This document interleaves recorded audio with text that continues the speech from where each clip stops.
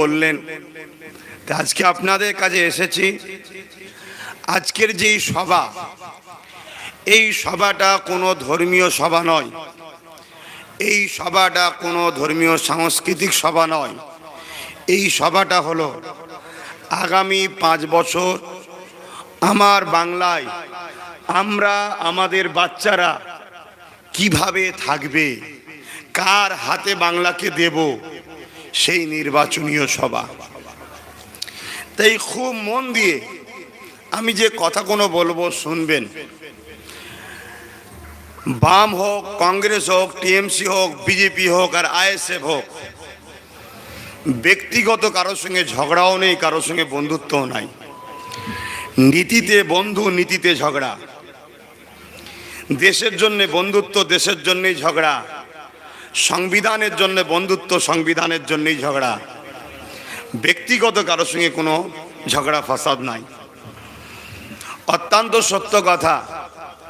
আমি একটা অরাজনীতি সংগঠন করতাম। কেন আমি আইএসএফ তৈরি করলাম প্রথমে একটু বলি, তারপরে বলবো ভোট কাকে দেবেন। আমি এই অরাজনীতি সংগঠনের মাধ্যম দিয়ে বাংলার বিভিন্ন জায়গায় পিছিয়ে পড়া মানুষকে আমার স্বার্থ মতো সহযোগিতা করতাম। আমি মুসলমান দেখতাম না, হিন্দু দেখতাম না, দলিত দেখতাম না, আদিবাসী দেখতাম না। আমি গরিব দেখতাম, অসহায় দেখতাম। আমি দেখতাম ভারতীয়, আমি দেখতাম পশ্চিম বাংলার নাগরিক। আমি দেখতাম যিনি আমায় বানিয়েছেন তিনি তাকেও বানিয়েছেন।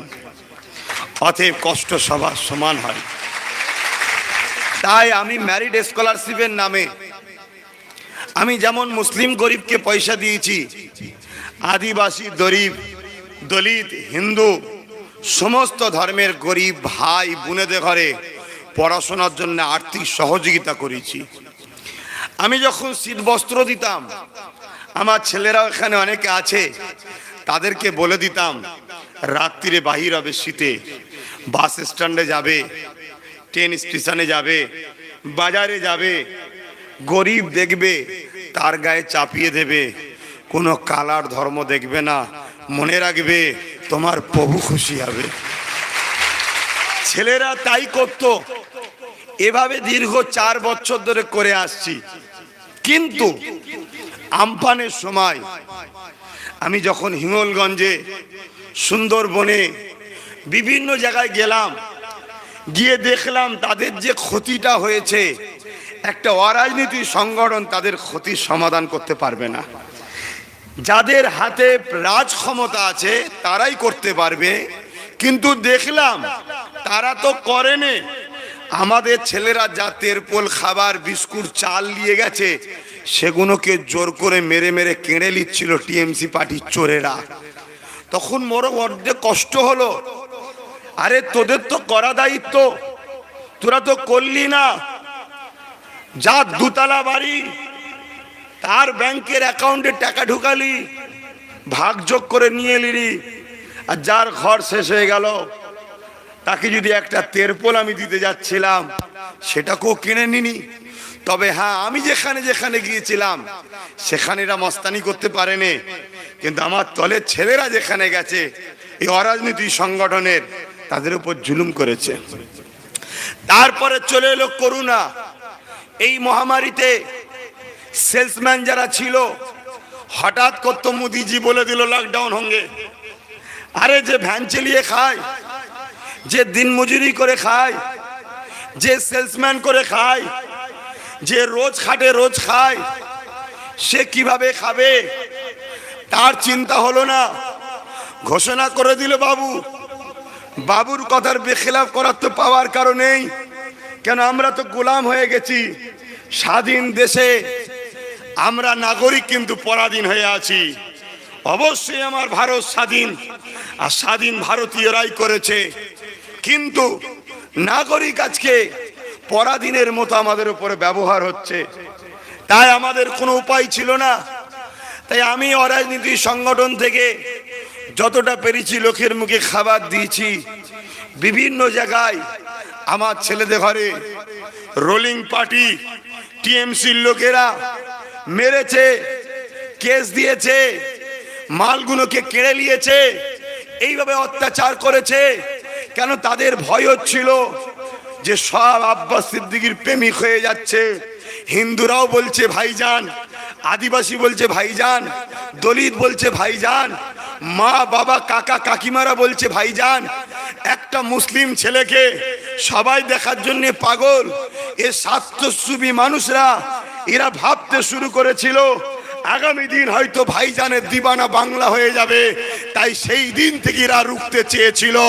তখন আমি ভাবতে লাগলাম, এত ভালো কাজ করার পরও এরা আমার ছেলেগুলোকে জুলুম করছে, অথচ প্রশাসন ওদের সাথ দিচ্ছে, আমাদের সাথ দিচ্ছে না কেন? আমি ভেবে দেখলাম প্রশাসনরা নিরুপায়, প্রশাসন বন্ধুদের কোনো দোষ নাই, তাদের কিছু করার নাই।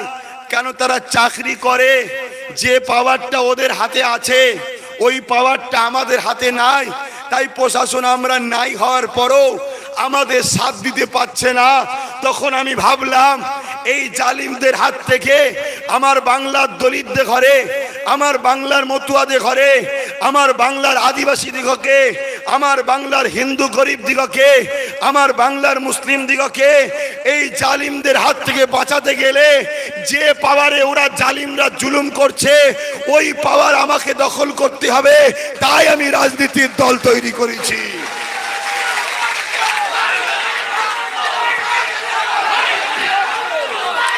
তাহলে আজ আপনারা বলুন, আমার রাজনীতির দল করার উদ্দেশ্য মুসলিম সেবা করা না মজলুমদের সেবা করা? যারা অসহায় তাদের সেবা করা, ঠিক না বেটি?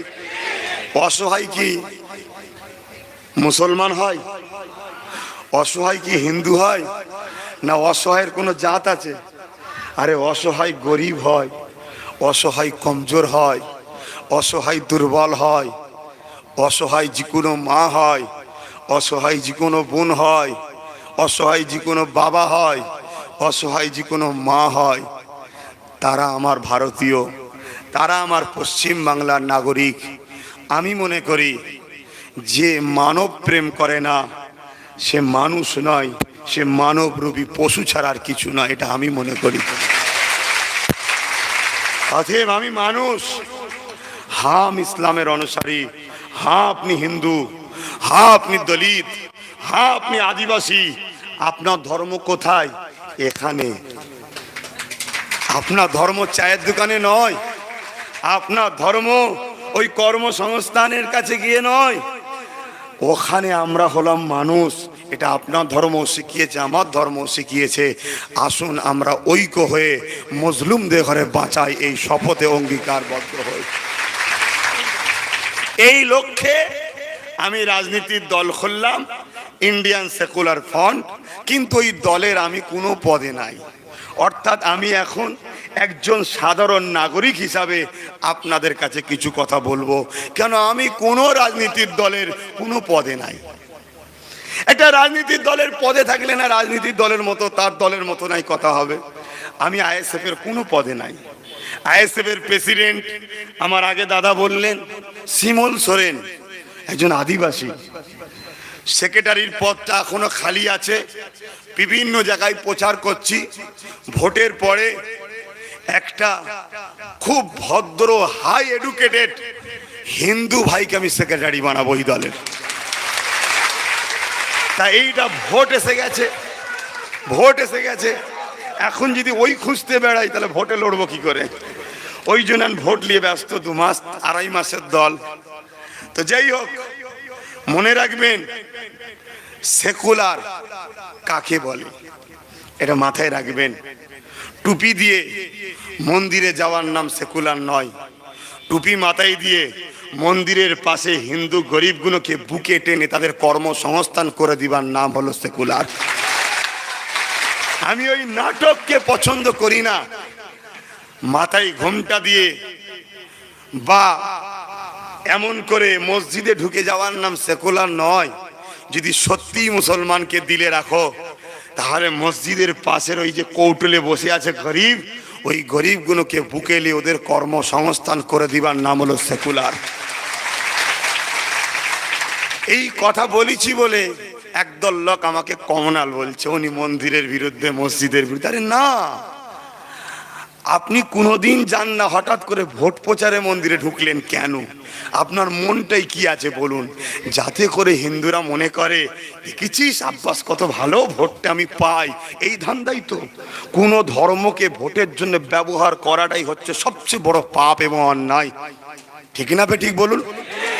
এটা আমি বিরোধী করেছি, কিন্তু মানেটা উল্টো মানুষের কাছে বোঝানো হচ্ছে। মসজিদে কোনোদিন আপনি যান না, হঠাৎ করে আপনি মুসলিম পাড়ায় ভোট প্রচারের দিনে মসজিদে ঢুকে গেলেন, যে ইফতারে বসে গেলেন, রেড রোডে গিয়ে আল্লাহ আমিন শুরু করে দিলেন, লা ইলাহা ইল্লাল্লাহ মুহাম্মদ রাসূলুল্লাহ বলা শুরু করে দিলেন।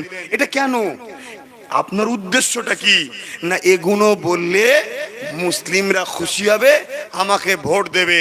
তাহলে মুসলিম ধর্মকে আপনি ব্যবহার করছেন নিজের ভোটের স্বার্থে, এইটাকে আমি ঘৃণা করেছি, নিন্দা করেছি। এটা কি আমি অন্যায় করেছি? আপনারা আমাকে বলুন, আমি তো ছোট মানুষ, শিক্ষা দিন।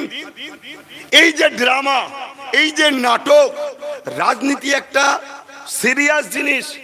রাজনীতি হলো দেশের ভবিষ্যৎ, রাজনীতি হলো দেশবাসীর ভবিষ্যৎ। রাজনীতি শব্দের মানে কি? এমন নীতি, শ্রেষ্ঠ নীতি, যে নীতি দ্বারা রাষ্ট্রকে বিদেশি শক্তি থেকে এবং রাষ্ট্রের সার্বভৌমত্বকে উন্নয়ন করার নীতি হলো রাজনীতি। এবং রাজনীতি কাকে বলা হয়?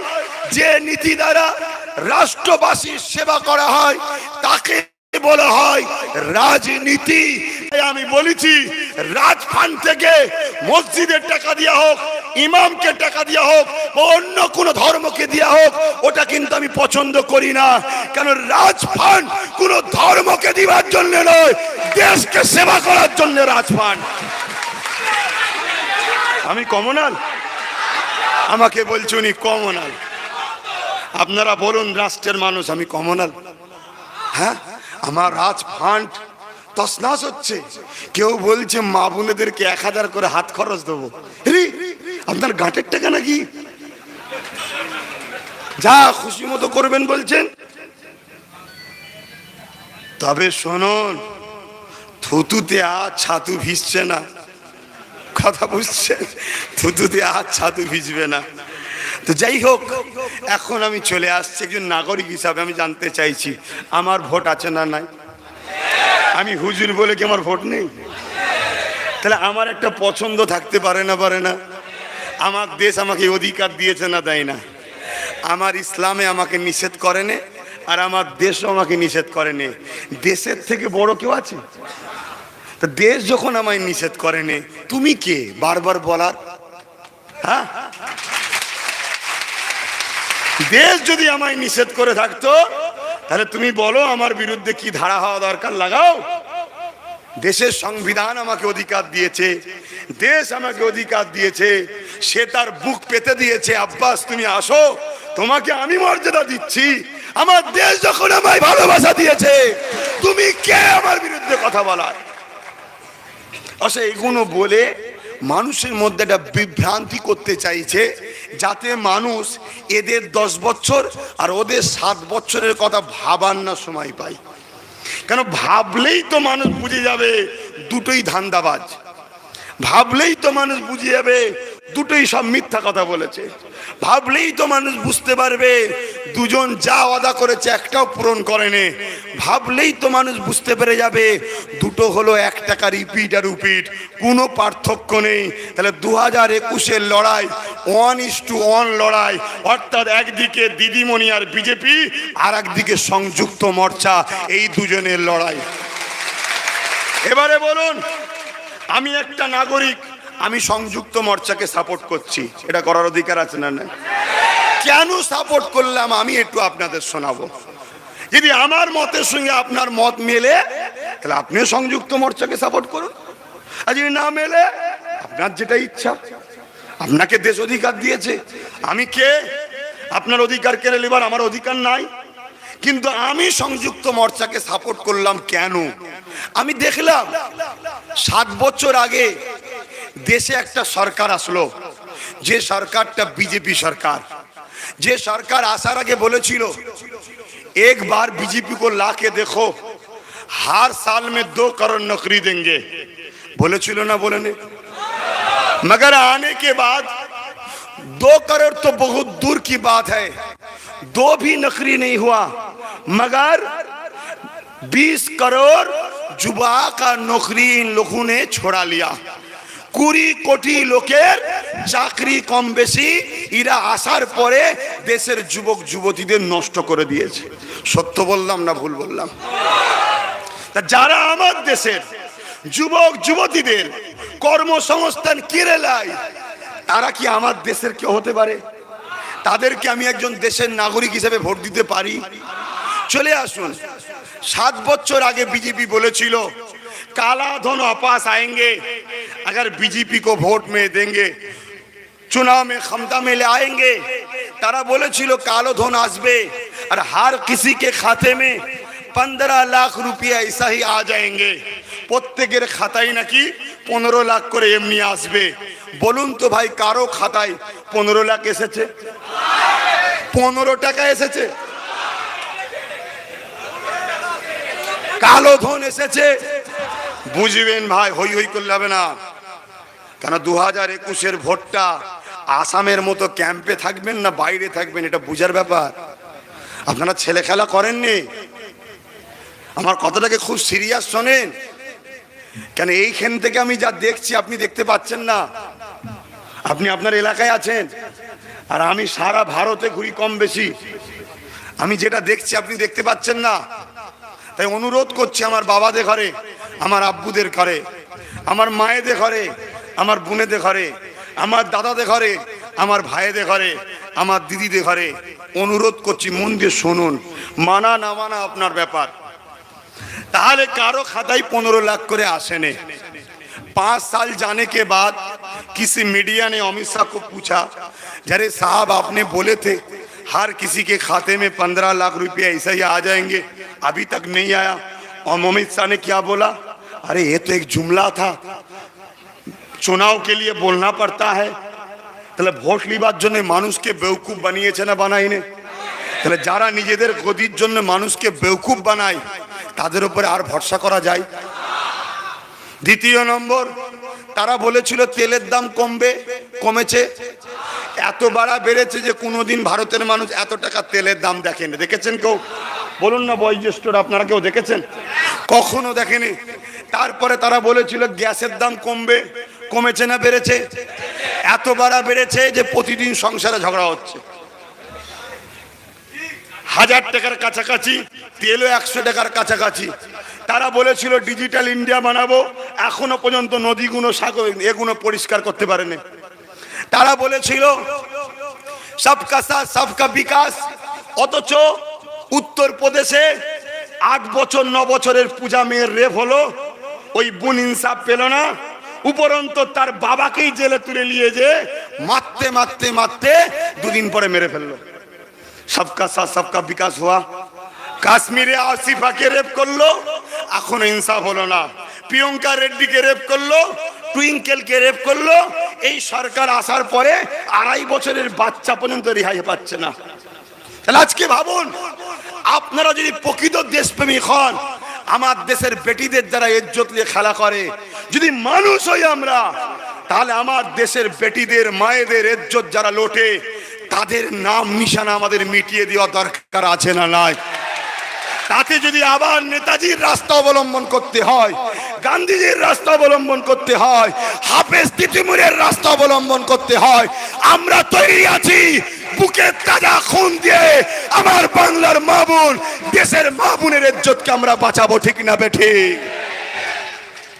আজকে বড় দুঃখের বিষয়, যারা রেপ করছে তাদেরকে সাপোর্ট করা হচ্ছে আর রেপিস্টদের কোনো সাপোর্ট হচ্ছে না। কেন? রেপিস্টদের মেয়েগুলো হচ্ছে গরিব। অতএব এই সরকার গরিবের জন্য নয়, এই সরকার ধনীদের সরকার, ঠিক না বেটি? আর নয় আহমেদাবাদ স্টেডিয়াম উদ্বোধনের সময় 100 কোটি টাকা খরচ করে দেয়াল তুলছে। কেন? আমার দোস্ত এসে গরিব না দেখে। আরে বোকা, আপনার উচিত ছিল, দেশবাসী তো তারা আরো 100 কোটি 200 কোটি টাকা দিয়ে ওই এলাকাটায় দিত, পুরো একটা শহর তৈরি হয়ে যেত, ঠিক না বেঠিক? আপনি দিতে পারতেন না? না, দেবো না। কেন দেবো না? এরা ভারতীয়, ভারতীয়দের ঘরে লুটবো, এটা হলো এদের টার্গেট। কেন এরা ব্রিটিশকে তাড়িয়েছে ভারতীয়রা, ব্রিটিশদের সেই রাগ আজকে মিটাচ্ছে আমাদের উপরে। আর বাংলার উপরে বেশি টার্গেট কেন? বাংলার সব থেকে বেশি অবদান আছে ব্রিটিশ তাড়াবার পিছনে। ভুল বললাম? নেতাজি কোথাকারের? হাফেজ তিতুমির কোথাকারের? এই বাংলার বহুত বীর সন্তান, তারা ব্রিটিশদের ঘরে তাড়াবার পিছনে অবদান অনেক বেশি। আর বাংলা ভারতকে সর্বসময় রাস্তা দেখায়। তাই বাংলাকে বিরাট টার্গেট বিজেপির, কোনোদিন আসতে পারে না। 1998-এ এই বাংলায় আসার জন্য বিজেপি একটা মহিলাকে কন্ট্যাক্ট দিয়েছিল, সে বিজেপির এজেন্ট হয়েছিল, তার নাম হলো মমতা ব্যানার্জি। কত সাল? 1998।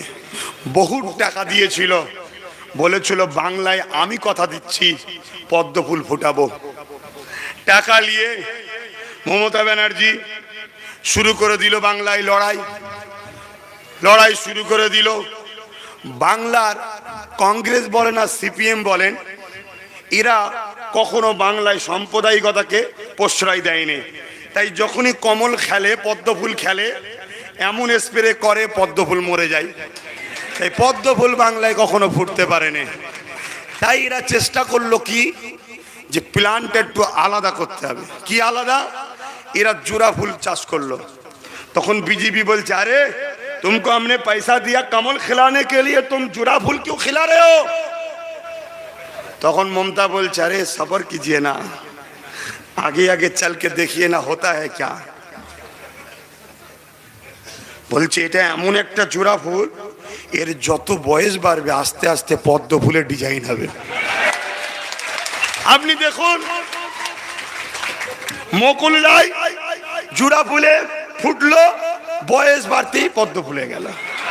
শুভেন্দু জোড়া ফুলে ফুটলো, বয়স বাড়তেই পদ্ম ফুলে গেল। রাজীব ব্যানার্জি জোড়া ফুলে ফুটলো, বয়স হতেই পদ্ম ফুলে গেল। আপনাদের সিঙ্গুরের যে ডাক্তার সাহেব, জোড়া ফুল মাস্টার সাহেব, জোড়া ফুলে ফুটলো, বয়স হতেই পদ্ম ফুলে গেল। কিন্তু ওনার বয়সটা এখনো হয়নি। দিদিমণি বলছে যে উনি চলে যাবে ভাবতে পারেনি, তার মানে ওনার তো বয়স এখন হয়নি। মানে এত পদ্ম ফুল বেড়ে গেছে, উনি বয়স হবার আগেই পালিয়ে গেছে। তারপরে দেখুন লকেট জোড়া ফুলে ফুটেছে, বয়স হতেই পদ্ম ফুল হয়ে গেছে। আর কটা বলবো, কলকাতার মেয়র শোভন চট্টোপাধ্যায় জোড়া ফুলে ফুটলো, বয়স হতেই পদ্ম ফুল হয়ে গেল। অতএব এই বাংলায় পদ্ম ফুল তৈরি হচ্ছে কোন কারখানা থেকে? জোরে বলুন। পদ্ম ফুল যদি রুখতে চাই, সোজা হিসাব, পদ্ম ফুলকে রুকার জোড়া ফুলের কারখানায় তালা মেরে দাও, ও জোড়া ফুলের কুঁড়ি বেরোবে না, পদ্ম ফুল আর হবে না। তাহলে ভোট দেবেন কাকে বলুন আপনারা? যারা তেলের দাম বাড়াচ্ছে তাদেরকে, যারা গ্যাসের দাম বাড়াচ্ছে তাদেরকে, যারা মা বেটিদের ইজ্জত দেয় না তাদেরকে, যারা রেল বিক্রি করছে তাদেরকে, আর তাদেরকে যারা এখানে নিয়ে এসেছে তারা একই তো। কেন আপনি দেবেন জোড়া ফুলকে, আপনার ভোট নিয়েই বয়স বাড়বে, হবে পদ্ম ফুল, একই তো। আপনি ভোট দেবেন কাকে? আজকে শ্রীরামপুরে অলোক ব্যানার্জি আছে হাত চিহ্নে, আপনি হাত চিহ্নে ছাড়া ওখানে কাকে ভোট দেবেন বলুন? এক ডাইরেক্ট পদ্ম ফুল আছে, জোড়া ফুল আছে। জোড়া ফুলের উনি যেখানে আছে শ্রীরামপুরে, ওনার বয়সটা এখনো হয়নি। 21-এর ভোটটা লিবার পরের বয়স হবে, অমনি লাভ মেরে পদ্ম ফুলে চলে যাবে। আপনি চাপদানিতে আব্দুল মান্নান সাহেব আছে হাত চিহ্নে, যদি আব্দুল মান্নান সাহেবকে না দেন তাহলে কাকে দেবেন বলুন? জোড়া ফুল পদ্ম ফুল, পদ্ম ফুলকে তো দেবেন না। আপনি জোড়া ফুলকে পদ্ম ফুল রুকার জন্য যদি দেন, ওই জোড়া ফুলের সিস্টেম তো বয়স বাড়লেই পদ্ম ফুল হয়। অতএব আব্দুল মান্নান সাহেবকে না দিয়ে যদি জোড়া ফুলে দেন, ওই 21-এর পরে ওর বয়সটা হবে পদ্ম ফুলে যাবার, ভোটটা নিয়েই পদ্ম ফুলে চলে যাবে। আপনি চলে আসেন চণ্ডীতলায়, মোহাম্মদ সেলিম সাহেব আছে, মোহাম্মদ সেলিম সাহেবকে ধরুন আপনি দিলেন না কেন? কাস্তে হাতুড়িতে আপনি দিলেন না। কিন্তু আমি বলতে চাইছি, আপনি দেবেন কাকে? জোড়া ফুলে, ওনার বয়স এখন হয়নি। কেন? এমনিতে মুসলিম বলে একটু যেতে দেরি হচ্ছে, কিন্তু যাচ্ছে না যাইনে, যাচ্ছে না যাইনে। ওই যে মুর্শিদাবাদের মহিলাটার নাম কি, মাহফুজা চলে গেল না? ওনার বয়স হয়ে গেছে, চলে গেছে, ইনার বয়স এখন হয়নি। যখনই ভোটটা 21-এর নেবে, নিবার পরে বয়স হবে, লাভ মেরে চলে যাবে পদ্ম ফুলে। তাহলে আপনার কি দশা হবে? কথা কিছু বুঝছেন না? বুঝুন, আমি কাউকে ব্যক্তি আক্রমণ করছি না, সত্য কথা বলছি। কিন্তু মমতা ব্যানার্জি বলছে আব্বাস সিদ্দিকী নাকি ফুরফুরার কেউ নাই। ওনার না ঢিলে হচ্ছে, ওনার মাথা কাজ করছে না, আমার বিরুদ্ধে বলা শুরু করছে। আরে ব্যক্তি আক্রমণ করলে হবে না। আমার কোন কথাটা মিথ্যা মমতা ব্যানার্জি বলুক যে আব্বাস মিথ্যা কথা বলছে, আমি নিজের জীব নিজে হাতে কেটে আপনাকে দেবো। কেন জীবনে মিথ্যা কথা বলা আমরা শিখিনি। কিন্তু আপনি মিথ্যা বলেছেন, আমি প্রমাণ করে দিচ্ছি। এত বড় মিথ্যুক আমার বাংলায় দ্বিতীয় কাউকে দেখিনি। নারী তো মায়ের জাত, মা মায়ের মতো থাকতে হবে, মা নারী হলে হয় না, মাকে মা হতে হয়, তবে তো শ্রদ্ধা সম্মান পাবে। আপনি বরগেছিয়া এসে বললেন ফুরফুরাই নাকি রেল করে দিয়েছে। ভাই রেল হয়েছে? বরগেছিয়া এসে বলেছে লোকসভা ভোটে। তারপরে আপনি কি বলছেন? স্বাস্থ্য সাথীতে 10 কোটি লোককে নাকি 5 লাখ করে টাকা দেবে, বলেছে না বলেন? 10 কোটি লোককে 5 লাখ করে টাকা দিলে 8,500 কোটি টাকা বাজেট করলে হয়। আমি 10,000 কোটি টাকা ধরছি, যদি 10,000 কোটি রাউন্ড ফিগারে হয়, তাও যদি 10 কোটি লোককে দেওয়া হয় 5 লাখ হবে না 1,000 করে হবে? তাহলে কত বড় মিথ্যুক। আপনি বললেন আমাকে ক্ষমতা আনো 2011-য়, প্রত্যেক বছরে 10 লাখ করে চাকরি দেবো, দিয়েছে? তাহলে ওরা আর এর মধ্যে পার্থক্য দেখছেন? কিছু পার্থক্য আছে? আপনি বললেন 15% সংরক্ষণ দেবো, দিয়েছেন? আপনি বললেন মুসলমান চিন্তা করুনি, ওয়াকফ সম্পত্তি পুনরুদ্ধার করে দেবো, করে দিয়েছে? উপরন্তু ওয়াকফ সম্পত্তির জায়গায় জোর করে বিজেপিকে পার্টি অফিস করার পারমিশন দিয়েছে মমতা ব্যানার্জি। আমি যদি ভুল বলি আপনি বলুন ভুল বলছে। মণিপুরে কংগ্রেস জিতেছিল, কংগ্রেস সরকার করবে, কয়েকটা সিট কম পড়ছিল, বিজেপি হেরে গেছে, দিদিমণি বিজেপিকে কয়েকটা সিট সাপোর্ট করে দিয়ে বিজেপি সরকার করে দিল। তাহলে কালকে বাংলায় আমি টিএমসি কে ভোট দেবো, আর বিজেপির কিছু সিট কম পড়বে, টুক করে সাপোর্ট করে দিয়ে বিজেপিকে সরকার করে দেবে। তাহলে এই মমতার উপরে ভরসা করবো কি করে? কারণ আমার কাছে বাংলার মা বোন আগে, আমার কাছে বাংলার যুবক যুবতীদের কর্মসংস্থান দরকার, আমার কাছে শিক্ষা দরকার, স্বাস্থ্য দরকার, আমার কাছে দরকার বাংলার মানুষের নিরাপত্তা। মমতা সুন্দর মুখ দেখাতে আমার লাভ নেই, আমার দরকার আমার বাংলাকে বাঁচানো। তাহলে বলুন আমি মমতাকে ভোট দেবো কি করে? তাই আমি সংযুক্ত মোর্চাকে দিচ্ছি। সবচেয়ে বড় কথা, আপনারা গত 3-4 দিন আগে পেপারে দেখেছেন কি জানি না, এবং মমতা ব্যানার্জি এক জায়গায় বক্তব্য বলেছে, মা বোনেরা আমাকে 200-র উপরে সিট দাও, নাই আমার আশঙ্কা হচ্ছে আমার দলে এখনো কিছু গদ্দার আছে। গদ্দার হয় না গাদ্দার হয় আমি জানি না, উনি বলছেন গদ্দার। গদ্দার আছে যারা জিতার পরে বিজেপি বেশি টাকায় কিনে নিতে পারে, তোরা চলে যাবে। তাহলে আজকে বলুন, শ্রীরামপুরে যে টিএমসি দাঁড়িয়েছো, গাদ্দার কি গাদ্দার নয় আমি জানি? আমি জানি কি? আমি জানি না। দিদিমণি কিন্তু বলছে আমার দলে গাদ্দার আছে। চণ্ডীতলায় যিনি দাঁড়িয়েছেন, আমার ওই মা বলেন বা বোন বলেন, আমাকে খারাপ নেবেন না, আমি ওনাকে গাদ্দার বলছি না, কিন্তু দিদিমণি তো বলছে গাদ্দার। তারপরে এই চণ্ডীতলায়, হ্যাঁ চাপদানিতে যিনি দাঁড়িয়েছেন জুরাফুল থেকে, উনি গাদ্দার কি গাদ্দার নাই আমি জানি, কিন্তু দিদিমণি বলছে আমার দলে এখনো গাদ্দার আছে, যারা জিতার পরে বিজেপি বেশি টাকায় তাদেরকে কিনে নিতে পারে। যে দলে গাদ্দার আছে সে দলে আমরা ভোট দিয়ে কেন আমার ভোটটাকে নষ্ট করব? সবচেয়ে বড় কথা, 2টো ফেজে ভোট হয়েছে। মুসলিম পাড়ায় বিশেষ করে একটা প্রচার করেছিল এরা, কি বিজেপিকে রুখতে গেলে টিএমসি দরকার, কেননা বিজেপি সিপিএমকে খুঁজে পাওয়া যাচ্ছে না, কংগ্রেসকে খুঁজে পাওয়া যাচ্ছে না। এটাই তো মমতার পলিসি ছিল, যে মুসলমানকে বোকা বানিয়ে 30% ভোটটা ফ্রিতে পকেটে রাখবো। তাই তো পঞ্চায়েতের সময়, ভালো করে বুঝবেন, পঞ্চায়েতের সময় বিরোধী শূন্যর নামে বাম কংগ্রেসকে পিটিয়ে ঘরে ঢুকিয়ে দিয়েছিল, আর বিজেপিকে নমিনেশন জমা দিতে দিয়েছিল।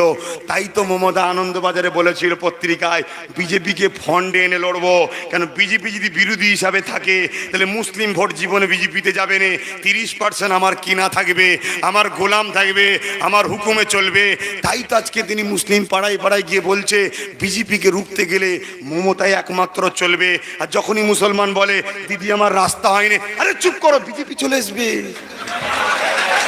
দিদি আমার 10,000 শিক্ষা প্রতিষ্ঠান, চুপ করো, বিজেপি চলে আসবে। ফুরফুরের পুলিশ পাঠিয়ে দাদা হুজুরের বাড়িকে অপমান করলে কেন? শোনেন, দাদা হুজুর হলেন স্বাধীনতা সংগ্রামী, এই বাংলার দেশের হিন্দু দলিত আদিবাসী সবার শ্রদ্ধার মানুষ দাদা হুজুর। তার বাড়িতে পুলিশ পাঠালো। গান্ধী বাবুর সঙ্গে দাদা হুজুর বসে মিটিং করতেন, নেতাজির সঙ্গে মিটিং করতেন কি করে দেশকে স্বাধীন করা যায়। ইতিহাস পড়ুন, অক্সফোর্ড ইউনিভার্সিটিতে ক্যাম্ব্রিজেতে আমার দাদা হুজুরের রিসার্চ হচ্ছে। আমরা তো শুধু দাদা হুজুরকে যাই হোক আর জলসার মাহফিল নজন বলছি না, অন্যদিকে নিয়ে চলে গেছি। দাদা হুজুর অলরাউন্ডার ছিলেন, তিনি দেশপ্রেমিক ছিলেন, আর দেশকে ভালোবাসা হলো মহান পুণ্যের কাজ। কথা বুঝে আসছে তো? যাই হোক, আজকে ওনার বাড়িতে পুলিশ পাঠালেন কেন? আরে ওসব কথা পরে হবে, এখন বিজেপি চলে এসছে, দেখছেন না 18টা পেয়ে গেছে। এটা হলো পলিসি। কিন্তু বিজেপি এমন একটা ময়াল সাপ, এবার বলছে দিদি তোমাকেও আমার দলে আসতে হবে। কথা বুঝছেন না? আর নাই সিবিআই যাবে। গতকালকে তো পুরো দেশে কয়লা চোর, কয়লা চোর, কয়লা চোর, কয়লা চোর, কয়লা, পুরো দেশে শুধু একটাই আওয়াজ, কয়লা চোর, কয়লা চোর। কি গতকালকে হয়েছে না? তাহলে বলুন এই বাংলায় বিজেপি কি তাহলে আনলো কে? তাহলে আপনারা জোড়া ফুলের উপরে ভরসা করতে পারবেন? উনি বললেন আমি রুখবো, কিন্তু দুটো ফেজে ভোট হলো। দুটো ফেজে ভোট হবার পরে দেখা যাচ্ছে উনি নন্দীগ্রামে 100+ জায়গায় বুথ এজেন্ট দিতে পারেন, এবং একটা ঘরে 2 ঘন্টা ধরে বন্দি হয়ে গালে হাত দিয়ে বসে আছে। কথা বুঝে আসছে না? নাই। তাহলে যে নিজের বিধানসভাতে 100-র বেশি বুথ এজেন্ট দিতে পারেনি, তাকে আমরা যুদ্ধে পাঠাচ্ছি যে তুমি বিজেপিকে রোকো। এর থেকে বড় মূর্খ আর কে হতে পারে? আপনারা সেরকম মূর্খ হতে চান? যার ক্ষমতা থাকা অবস্থাতে 18টা বিজেপি পেয়ে গেল, তাকে আবার এখন বলছি যে খোঁড়া পায়ে তুমি বিজেপিকে রোকো। এর থেকে বড় বোকার কেউ হতে পারে? তাই আমি আব্বাস সিদ্দিকী বোকার খাতায় নাম লিখাতে চাই না। আমি দেখছি সংযুক্ত মোর্চা বিজেপির সঙ্গে পাল্লা দিয়ে বিজেপিকে কোণঠাসা করছে। তাই সংযুক্ত মোর্চাকে আরো শক্তিশালী করুন, যাতে 2021-এ কলকারখানার সরকার হয়, শিল্প আনার সরকার হয়, বেকার যুবক যুবকদের কর্মসংস্থানের সরকার হয়। ভববাজি, মিথ্যাবাজি, প্রতারণা করা সরকার আমরা চাই না। শোনেন, কেউ কেউ বলছে কিছু লোককে ভাড়া করেছে, ভাড়া করে বিশেষ করে ইমাম সাহেব বলছে 2500 টাকা তো আমাদের ভাতা দিচ্ছে, দিদি তো কমসে কম বছরে 30,000 টাকা দিচ্ছে, মাফ করবেন। এত বোকা কয়েকজন, সবাই না। আরে ইমাম 60 থেকে 70,000 আছে, 500-কে দিচ্ছে। 2500 বলেছিল, সব বন্ধ হয়ে গেছে, 500 পাচ্ছে, কিন্তু বদলাম 60,000 লোকেরই হচ্ছে। কত? 2500। ওই টাকাটা ওয়াকফ সম্পত্তি থেকে দিচ্ছে। কথা, অত ইমামদের বাপাকালী চাচাদের ব্যক্তিগত টাকা। কিন্তু এত বোকা, বলছে আমাদের তো মাইনে দিচ্ছে।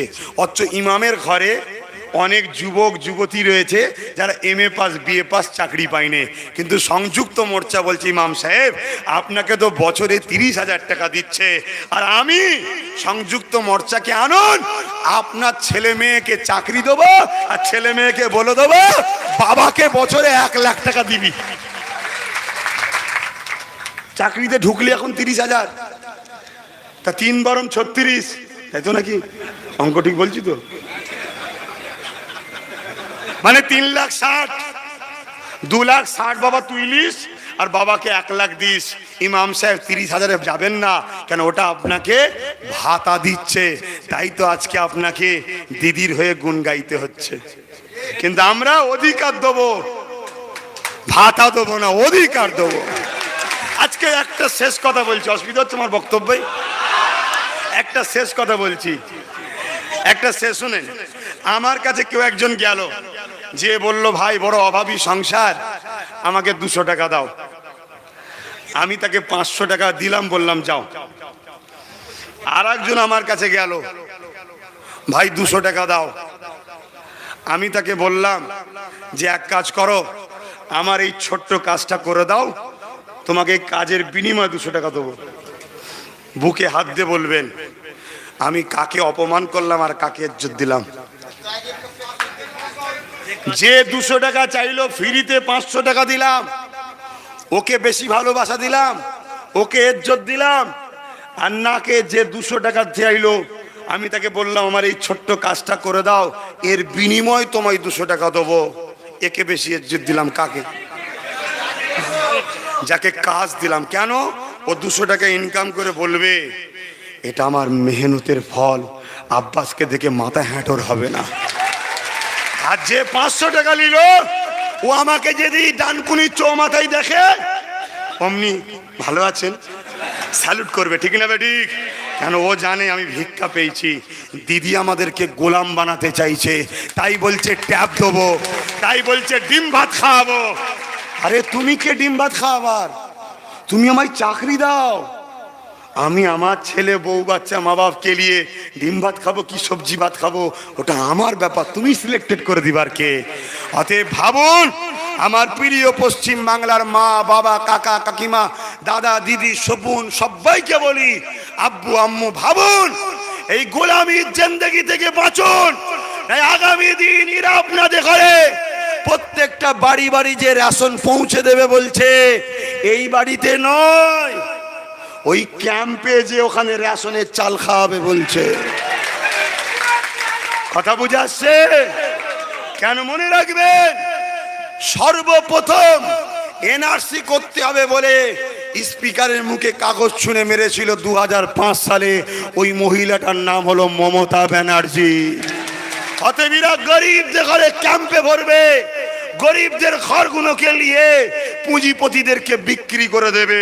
আপনি ভাবছেন আমাকে 1,60,000 টাকা কি 40-80,000 টাকা দিল ইন্দিরা আবাসনের ঘর করতে? আরে বোকা, আপনাকে কেউ দেয়নি, আপনি আপনার ট্যাক্সের টাকা আপনার দেশ আপনাকে দিয়েছে। মমতা দেয়নি, মোদি দেয়নি, বুদ্ধদেব কেউ নয়, আমাদেরকে আমার দেশ দিয়েছে, এটাই মাথায় রেখে দিন। অতএব দেশকে ভালোবাসুন, দেশকে, নেতাকে নয়। যে নেতা দেশকে ভালোবাসবে তাকে আমরা মাথায় রাখবো। আমাদের কাছে দেশ আগে, নেতা আগে নয়। আমার কথা খারাপ লাগলে মাফ করবেন, কারণ আমি নেতা লিডার হতে এখানে এসিনি, আমি আমার দেশের জন্য লড়তে এসেছি। তো ভাইরা আমার, কিন্তু আপনি 1,20,000 টাকায় ঘর হয় ভাই, ওতে আরো 1 লাখ টাকা কি 2 লাখ টাকা আপনাকে খরচ করতে হয়েছে, তবে প্লাস্টার হয়েছে, রং হয়েছে, ঠিক তো নাকি? ওই ঘরে আপনি 6 মাস বসবাস করলেন কি 1 বছর বসবাস করলেন, জায়গাটার দাম প্রায় 3-4 লাখ টাকা আছে। তাহলে আপনাকে দিয়েছে বলছেন যারা, তারা দিয়েছে 1.5 লাখ, আর আপনি আরো খরচ করেছেন 4 লাখ, কম বেশি। কিন্তু আপনাকে এনআরসি করে যখন ক্যাম্পে ভরে দেবে, আপনার জায়গায় আপনার ঘরে তাদের সব তুষণরা এসে থাকবে, আর আপনাকে ক্যাম্পে যেতে হবে। এর থেকে বোকামি আর কি আছে? অতএব অনুরোধ করব, এই সরকার, সংযুক্ত সরকার, সংযুক্ত যে মঞ্চ তৈরি হয়েছে, এই সরকারকে সাথ দিন। আমার আগে আমার দাদা বলছিলেন, তীর্থঙ্কর দাদা, শিল্পের কথা, সিঙ্গুরে কারেক্ট কথা। আমি অবাক হয়ে যাই। আমার মনে হয় সিঙ্গুরে যেমন আজকে মমতা ব্যানার্জি বলছে সিপিএম ঝগড়া করেনি, আমরা একদিন জানতাম সিপিএম ঝগড়া করেছে সিঙ্গুরে, আমিও জানতাম এই নন্দীগ্রামে যে সিপিএম লোকগুলোকে মেরেছে। কিন্তু মমতা ব্যানার্জি বলছে শুভেন্দুর বাবা ছাড়া পুলিশ ঢুকতে পারে না, ওরাই করেছে।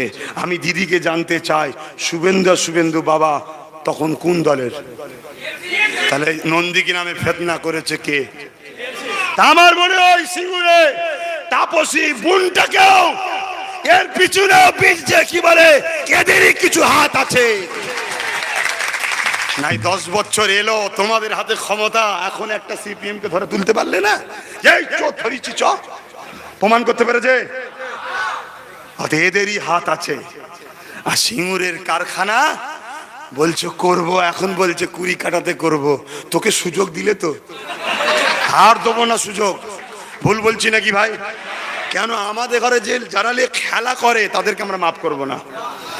কাজ করতে পারেনি, ক্ষমা চেয়েছে, ভাই আমি করতে পারিনি, কিন্তু তুমি এক গাদা ঢপ দিয়ে দিলে, আর আমরা বিশ্বাস করলাম ফুরফুরা তাবিজ দেখে বেড়াচ্ছ। আমার সব দাদা হুজুরের পাগলগুলো দিদি দিদি দিদি দিদি করছে, আমাদের বাড়ি বাড়ি যে ঘুরছে, আমরা ভাবছি বড় আপন জোর এসে গেছে মনে হয়। ও বাবা, আমার বাড়িতেই দেখি পুলিশ পাঠাচ্ছে। কেন পুলিশ পাঠিয়েছে? আমি বাংলার নাগরিকদের সুপ্রিম কোর্টে যেতে বলেছি, তাই অন্যায় করেছি? তুমি আমাদের নেত্রী বলছো, তো তোমাকে বলবো না যাও? তুমি যখন নাগরিকের এতটুকু মিজাজ সহ্য করতে পারছো না, তো তোমার মতো এরকম মেন্টাল সমস্যাকে আমরা আর 21-এ দায়িত্ব দেবো না। কি বলুন সংযুক্ত মোর্চা? হাত তুলে বলুন সংযুক্ত মোর্চা। আমার সাথে হাত তুলে বলুন, আমরা ভারতীয়, আমরা গর্বিত, ভিক্ষা নয়, অধিকার চাই। তাই তো নাকি? তাহলে ডিম ভাতে লাইন দিলে হবে না। কেউ একজন বলছে ওখানেও কাটমানি হবে, পরের দিন ডিম হাফ হয়ে গেছে। বলছে 10 লাখ টাকা করে নাকি জিতে আসলে ছাত্র ছাত্রীদের নাকি ক্রেডিট কার্ড দেবে। কত টাকা? 10 লাখ। তো ক্রেডিট কার্ড বোঝেন? 45 দিন পরে টাকাটাকে সুদ দিতে হয়, না হয় কিন্তু সুদ বাড়বে। কিরম ঢপ দিচ্ছে বুঝতে পারছেন? আবার বলছে পায়ে লাগা। আচ্ছা ধরুন আমার পায়ে লাগা আছে, আমাকে পায়জামা তুলে দেখাতে হবে? তো থাক না পায়জামা ঢাকা, পায়ে লাগাটা সবসময় খুলে বেড়াচ্ছে কেন? ওর ওপরে কি কাপড়টা ঢেকে রাখা যায় না? না, ওটা অ্যাড। ওইটা দেখে একটা সিম্পিতি নেবে, কিন্তু ওরই বেখিয়ালে ভাই পাপ কখনো চাপা পড়ে না গো। ওরই বেখিয়ালে পা দুটো এরম মেলে বক্তব্য দিচ্ছিল। মায়ের বয়সে, বাবার বয়সে, কাকিমার বয়সের এ বাংলার জনগণ বসে আছে, তাদের দিকে পা। তোরা জিতালেও মুখে লাথি মারবো আর হারলেও মুখে লাথি মারবো। অতএব পা দিয়ে এইভাবে বসে আছে। হঠাৎ করে বক্তব্যের মিজাজে না বেখিয়ালে বাঁ পাটাই চড়তো আর ডান পাটাকে বাঁ পায়ের উপর ফেলে দিয়েছে। বলুন তো ভাই, আমার এই হাতে যদি চোট থাকে এরকম মারলে আমার মুখে কিন্তু একটা ছায়া উঠবে কষ্টের। কোনো রকম ছায়া নেই। তারপরে একটা চেয়ারে বসে বসে পা দুলাচ্ছে, দেখেননি? তাহলে যারা এত বড় ড্রামা করে, বাংলার মানুষকে এত বোকা বানায়, এদের পাল্লাই পড়ে এপ্রিল ফুল হবেন নাকি আপনারা? পার্কে গেছেন? পার্কে গেছেন? পার্কে কখনো পার্কে গেছেন? কি সাইনবোর্ড লেখা থাকে? কি লেখা থাকে? ফুলে হাত দেবেন না। জোড়া ফুল হোক আর পদ্ম ফুল হোক, ফুলে হাত দেবেন না। কাস্তে হাতুড়িতে হাত দিন, কোনো নিষেধ নাই। হাত চিহ্নে হাত দিন, কোনো নিষেধ নাই।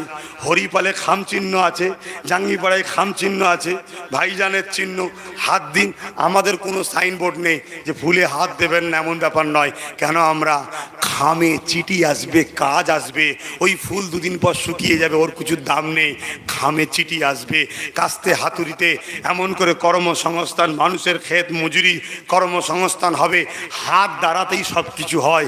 তাই হাত চিহ্নে আমার আব্দুল মান্নান সাহেবকে, এবং শ্রীরামপুরেতে আমার চাপদানিতে আব্দুল মান্নান সাহেব, শ্রীরামপুরে অলোক ব্যানার্জি, চণ্ডীতলায় মোহাম্মদ সেলিম সাহেবকে, এই বলে আমি আমার বক্তব্য সংক্ষেপ করলাম। আমি একজন নাগরিক, আমি আমার ওপিনিয়নটা জানালাম। আপনাদের যদি আমার কথা পছন্দ হয় আমার সাথ দেবেন। আর কেউ বক্তব্য দিবার আছে? সুস্থ থাকুন, ভালো থাকুন, কেউ আমার সাথে হাত বাড়াবেন না। ভারতবর্ষ জিন্দাবাদ, ভারতবর্ষের সংবিধান জিন্দাবাদ, জাতি ধর্ম বর্ণ নির্বিশেষে সংযুক্ত মোর্চার ঐক্য জিন্দাবাদ। সংযুক্ত মোর্চাই বিজেপিকে রুখবে। আপনারা আগিয়ে আসুন, ভালো থাকুন, সুস্থ।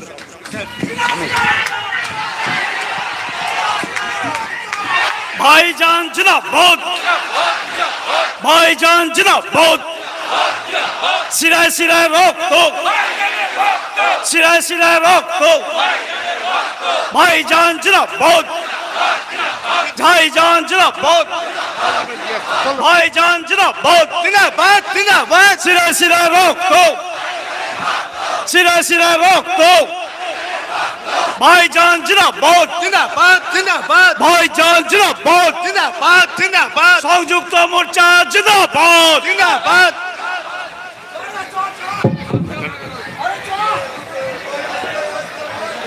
আজকের সভা এইখানেই শেষ হলো। আপনারা যা শুনলেন, যা বুঝলেন, আপনারা ফিরে যান, চিন্তা করুন।